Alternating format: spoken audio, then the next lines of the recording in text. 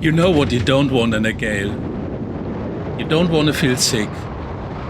You don't want to be afraid. You don't want to ruin your gear.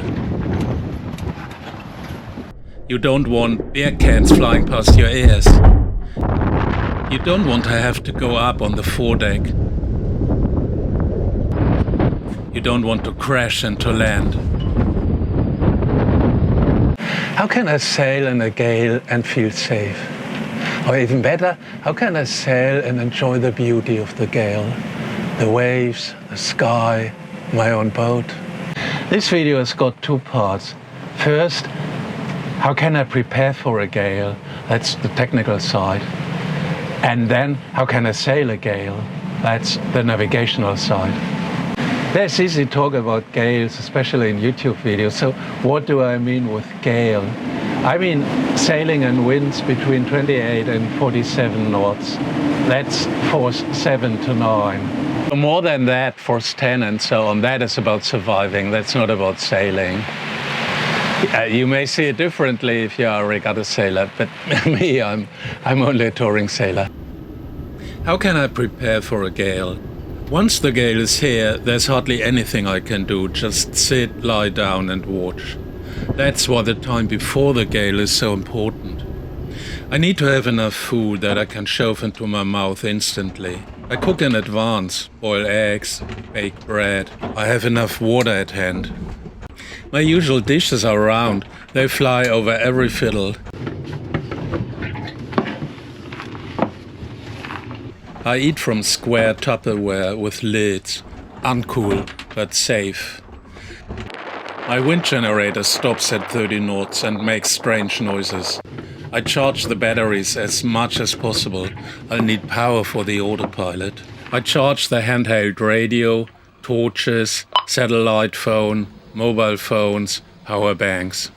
If my boat heels to starboard, the sink fills up. I might not be able to open the seacock in a gale, so I plan how to wash up, brush my teeth, do the washing. If I feel sick, lying down helps. My berth has a wooden leeward sail that needs extra cushions. I take anti-seasickness medication even though I've already got my sea legs. Suppositories has saved me on occasions when I've already felt sick. Personal medication goes in a grab bag.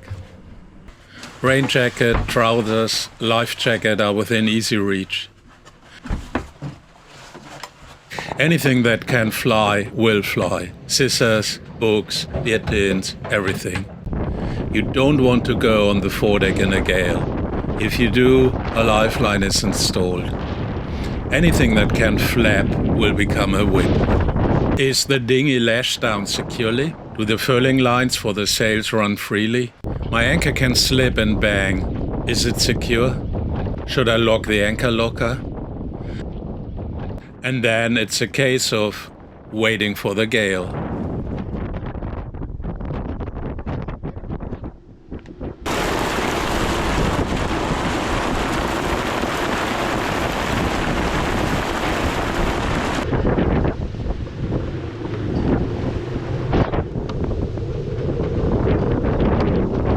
How can I sail in a gale? And what if it gets too strong? First I ask, are there any basic rules? Then I look at the different courses you can sail. And at last, what do I do if everything gets too strong? The weather app shows 23 knots of wind, not a gale. I switch to gusts. At the same location it's 30 knots. Is it a gale now or not? First rule, it's the gusts that matter. The size of the sail and the reefing depends on the gusts and not on the forecasted wind.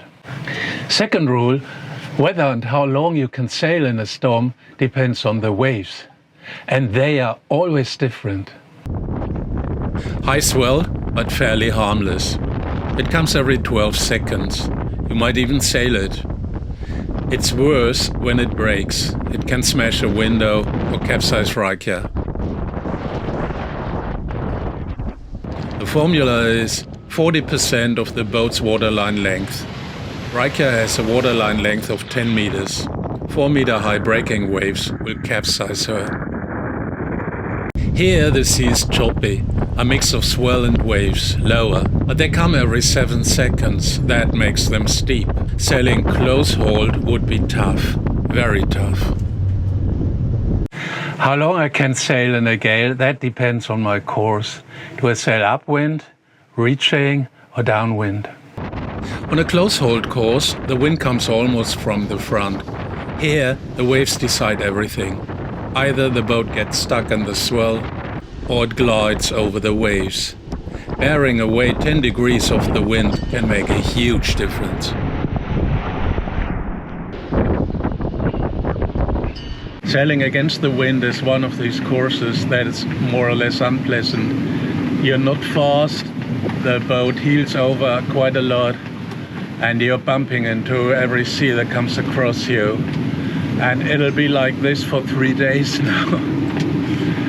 So, yes. If the boat gets stuck in the waves, 25 knots of true wind is enough, and you might as well throw in the towel. You don't even need a gale. The bow slams into every wave, the boat makes no headway, you can barely tack either. A glance at the GPS track shows how little progress you are making. The boat's movements when sailing close hauled are brutal. It's when I get seasick the quickest. There's only one thing you can do, hold on tight.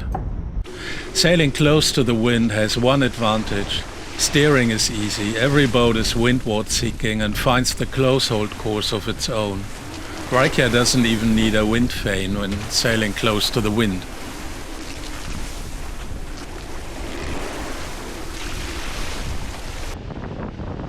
On a broad reach, wind and waves come from the side. As long as they don't break, it's lovely sailing. You reef the sails further and further, up to 30-35 knots. But steering isn't exactly easy, especially during squalls. These are rain cells where the wind briefly picks up, shifts direction, and then dies down. A squall on a broad reach, the boat luffs and heads off in the wrong direction. Your course looks like you're drunk.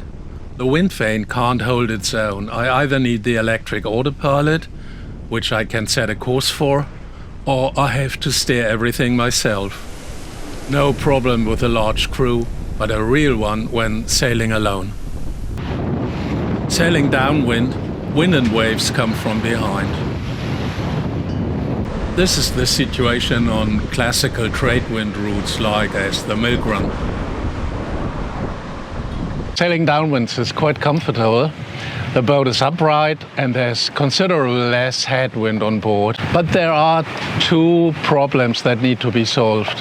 If you have extended the mainsail to the other side, sailing in a butterfly formation, the boat starts to roll. Setting 2 head sails helps. I reef the mainsail and trim it tight. The rolling gets less. If large waves come from the side, the headsails flutter or collapse.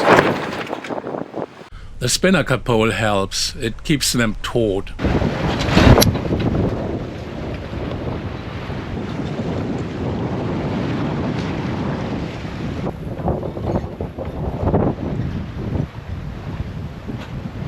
The biggest problem, if the mainsail is extended and a wave comes, the wind can suddenly blow in from the other side. Then the boom along with the sheet races over everyone's head. A sudden jibe. Most accidents on board are caused by sudden jibes.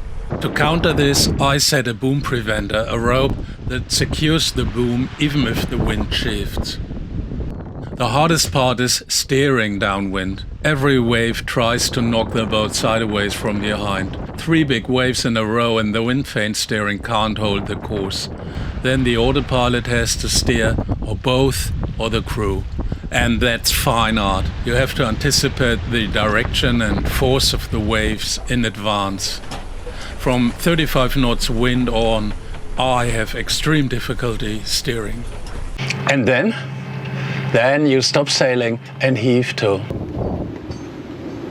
For a classic heave-to, you perform a tack or a jibe, but don't change the sail position. The rudder points to a windward, the foresail is on the wrong side. The idea is create a wake. The boat drifts side away and remains stable in the waves thanks to the sails.